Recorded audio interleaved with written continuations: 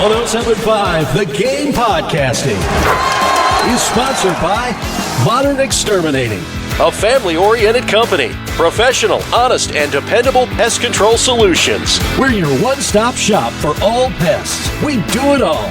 We know what bugs you. Visit us online at pestfreesc.com. That's pestfreesc.com. And he hits this one hard, and there's a nice stop from his knees by Rollison. The throw across gets away from the first baseman. One run scores. Here comes Blake Jackson home, and he will trot to the plate, and the Gamecocks have won it 11-1. At long last, it finally comes to an end. 7-game losing skid. South Carolina finally picking up the win last night over Presbyterian, 11-1 in a run rule in 7 innings. The last inning there, 2 just bad defensive plays by Presbyterian. Jace Wood pops up to third base. I get lost in lights. I don't know what happened. He drops a very easy pop up, and then the shortstop overthrows first base when Nathan Hallbutt's ball in play that allows the final 2 runs to go across the plate. And midweek games in general already are running late enough, and we knew South Carolina was going to win. I was rooting for the run rule. I was like, let's find a way to score 4 more runs in the bottom of 7th, get this thing. I was really rooting for more runs to be scored in the bottom of the 6th because they had the bases loaded when Scobie ended up striking out to end the frame there. And if they would have gotten 3 outs top the 7th inning like that, it would have been over then. So I was glad to see a run rule. Nice little quote-unquote walk-off there. But good win last night, right? Look, you were down 1-0 in this game. Ethan Petrie hits the 2-run homer to get you going. Career homer number 52 for him. He's 10 away now from tying Justin Smoke for the all-time South Carolina program record for homers, and 11. He's definitely going to get there as long as he stays healthy. As long as I think he will. He's got enough home run power to do it. I think by the point of the postseason, I think he'll have already gotten it, maybe. But good win for South Carolina last night. A lot of runs. It was not pretty at times, but hey, that's baseball. It took 5 runs in the 6th and then 4 more in the 7th to win it. Coach Maneri led off his presser last night, just talking about how good it felt to finally win a game. Well, it's nice to win a game. I guess that's the understatement of the day. There were several good things tonight. Some really good clutch hits and balls hit hard with runners in scoring position. It was a shame that the game ended the way it did. It got ugly there at the end, but up until then there was a lot of good stuff and some good pitching and like I said, just bottom line is it was good to win a game and get ready to go to start. Last night was interesting from a lot of standpoints, and they really messed a lot of bases. You were thinking, all right, he could be the second baseman this year, be very productive for this team. He's out there playing left field, and that's something Maneri did say. He's been putting him out there in the outfield a lot more during workouts and practice and stuff to try to get him ready for the game situations. And there hasn't really been a point where it's like, all right, you can play Caden Gaskin, but bring up a quick story from last week, and I think Paul mentioned it again last night, but I asked him the other day, like before the Tennessee series, he had pinch hit Gaskin for carry-on during the UNC game, right during the middle of it. It's like 8-3, right before they made the rally. Yep. And I asked him, like, why'd you do that? Like, is carry on hurt? Did he do something wrong? And he's like, no.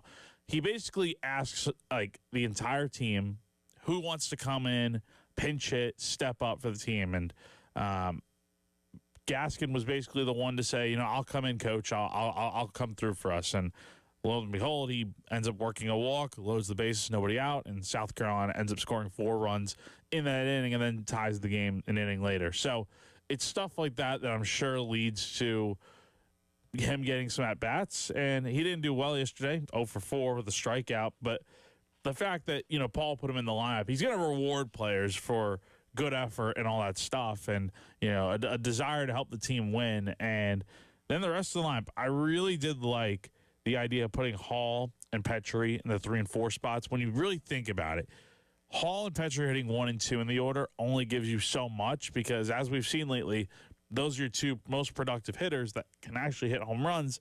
And you're instead of maybe a 3 or grand slam, it's a solo home run or at best a 2-run homer. And I think what Paul is doing makes sense because if you can get the other 2 guys on base potentially, I don't know if it's going to be like this every game, but if you can get the other 2 guys on base, you potentially set up for more run support, which is something this team desperately needs. Yeah, and most of your production last night was in that middle to back half of the order. Hall went 2 for 2 with 2 RBIs. Petrie had the home run and had another hit in there as well. Got walked a couple times. And then Scobie Hollins, Carry On, and Braylon all had hits themselves. The only ones that did not reach base via hits were Gaskin and Kenry Kazmar at the top end, bottom of the lineup. So, again, kind of top to bottom, good hitting night for South Carolina. Again, this is Presbyterian, so they're not saying, hey, everything's fixed and everything's okay now, but just getting a W back in the clubhouse, as Paul Maneri mentioned the other day, at least for the moment, gives you a sense of relief. And you're heading into a series this weekend, yes, on the road,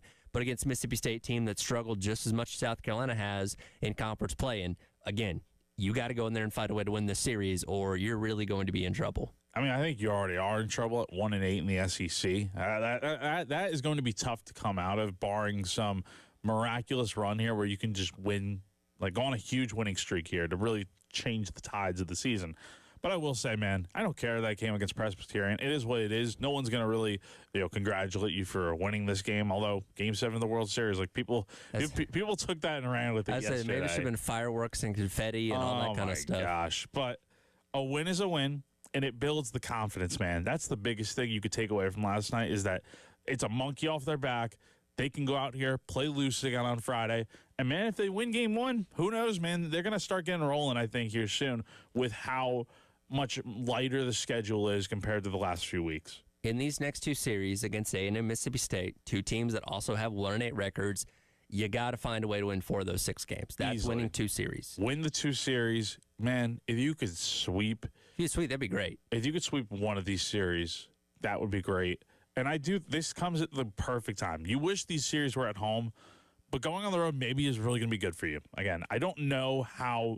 I know Mississippi State has a good atmosphere, but I don't know how crazy it's going to be this weekend for a team that is ready to fire their coach, Well, and think about what the environment at Founders was like this past weekend for Tennessee. I talked to Russell Smith, who works for Fox Sports Knoxville on the show on Friday, and he asked me, he's like, hey, what's the environment going to be like? And I'm like, man, to be honest with you, probably not great. Because you're going to be about half full. There's going to be a lot of Tennessee fans there, and you have a fan base that has not seen a lot out of this team in recent weeks, and you can confirm it really wasn't that raucous of an environment last weekend. No, it wasn't. It wasn't. There were plenty more Tennessee fans there, especially by Sunday. And I think this upcoming weekend, I'm not expecting South Carolina fans to show up in droves, which, I mean, why would they? It's a 6.5-hour ride, and you get women's basketball on, and softball's home this weekend. But I will say, it might be playing to South Carolina's benefit to have these series coming up when they are. And these are 2 teams you have to take advantage of beating. You're not going to have Mississippi State's crowd at full throat. Probably not. Clanging cowbells and all that kind of stuff and just being on top of you the entire game. If anything, they're probably going to be ready to turn on their team pretty quickly if things aren't going well. Oh, no, totally. So that's why it's so critical here. And we're going to really find out if South Carolina is just better than what these other teams are or if they are worse, because they're obviously not as good as the top teams in the country right now, but maybe there is a middle ground to where it's like, all right, maybe they're not as bad as everyone thinks. Maybe they are capable of winning some series. Yeah, we'll certainly see. Again, that's coming up this weekend. First game starting on Friday night there for South Carolina, which you'll be able to listen to on our sister station at 8.5 WOMG, because women's basketball will be on the Final Four right here on the game. We'll transition over to football coming up next. Coach Beamer speaking yesterday, giving kind of a 2-week assessment on how things have gone in spring practice so far. We'll dive into that next. It is the Extra Point. Tyler Head and Jack Beltry along with you on your Wednesday on the game.